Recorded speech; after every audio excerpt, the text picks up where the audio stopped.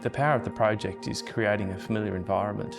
So the key for us is breaking down, I think, what is a legacy model to something that is simple to the eye, I think both in built environment and the model of care, and breaking that down to something that creates familiarity for our residents and families and staff. The site's located in Derwent Park, which is northern suburbs Hobart. Originally placed on 220 acres of orchard back in the 1800s actually, which has got a really interesting history.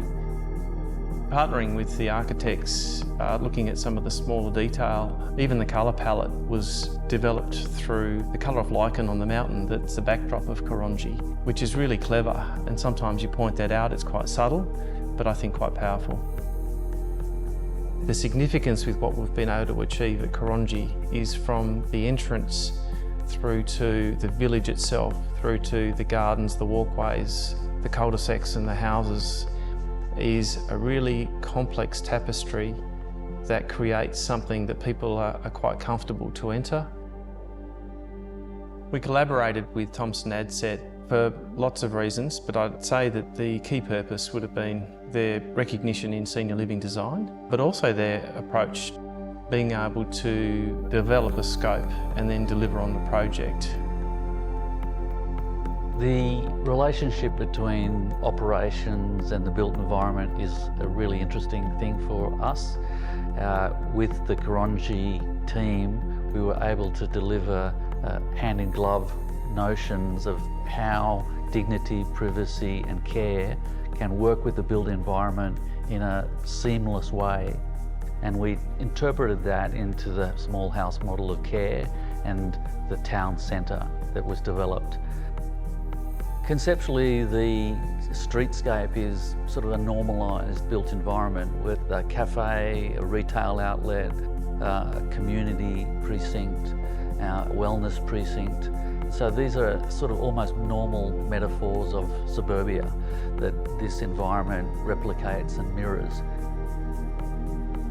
Each cottage here at Korongee is home to 8 residents. They each have their own private bedroom and ensuite. The houses have been deliberately designed without corridors so that as soon as you leave your room you can see the kitchen, the dining room and living area. If a resident wants to use the kitchen, get something to eat or drink, it's fully accessible to them. So it's very much that normal pattern of life is how people live here.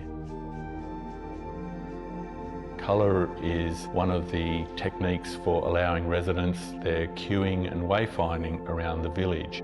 There are multiple queuing points and they allow residents living with dementia to live more independently.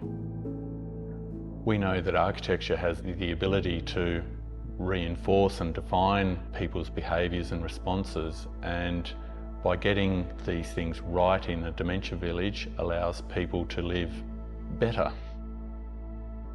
The way the building fits in the environment is the thing that really strikes me, that it's not vastly different. It's a part of its context, and people wouldn't be intimidated in any way by coming to live here. We always knew we wanted a local architect to help in the delivery of the project, and we were introduced to Steve Geeson, who'd just undertaken a Churchill Scholarship studying world's best practice in dementia care. So we had a natural alignment. Korongee has 2 very distinctive components, and one is driven around community and inclusion, and the other is then the 4 cul-de-sacs as such, which is that really great Australian term. A part of the landscape brief also was to actually make each cluster very distinct and very individual in what it looked like from a distance as well. So it became a clear wayfinding mechanism within the landscape, which was to assist the resident to understand this was their cul-de-sac. The community spaces have a very distinctive architectural response. They have the commercial awnings, they have a much more civic orientation around what they look like. You then move out into the landscapes and into each little cul-de-sac. You're finding 3 small houses.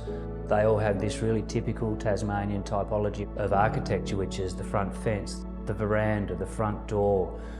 It's really a human scale, it's an understood scale, it's all of a single level, which is why we've also covered the landscape quite extensively.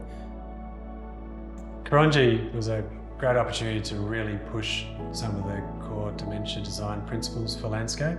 So some of those are using a uniform pavement material that's free from clutter and other obstructions. What we were trying to do was allow residents to have the freedom to move around quite a large area in a safe and secure way. Through planting, we've managed to provide a structure that includes sensory planting and sensory garden experiences. So each garden has its own set of colours, senses, species selection and so on. Being in Korongee today and seeing people enjoying open space and landscape is extremely rewarding. Julian loves to walk and loves to be able to walk endlessly sometimes, and that simply wasn't possible in an enclosed environment. So the fact, that this is a village and people can walk about in perfect safety for as long as they wish, and it's got quite an area. So that was one of the major considerations, but equally it was the level of care and the level of awareness of the condition, and the fact that every feature of the home is designed to care for people with the condition. I think the priority for me is the feeling of somewhere where she is cared for as an individual. That sort of relieves me of some anxiety, that I know that there are people who are very much aware of what Julian needs. The impact of Korongee to the community, and I think the principles of, say, aged care design as a whole, I think are profound. Being such a debilitating disease, knowing that we can create an environment that is really helping them live, obviously, fully on a day-to-day basis, I think is something that we all want to see and we've been able to achieve.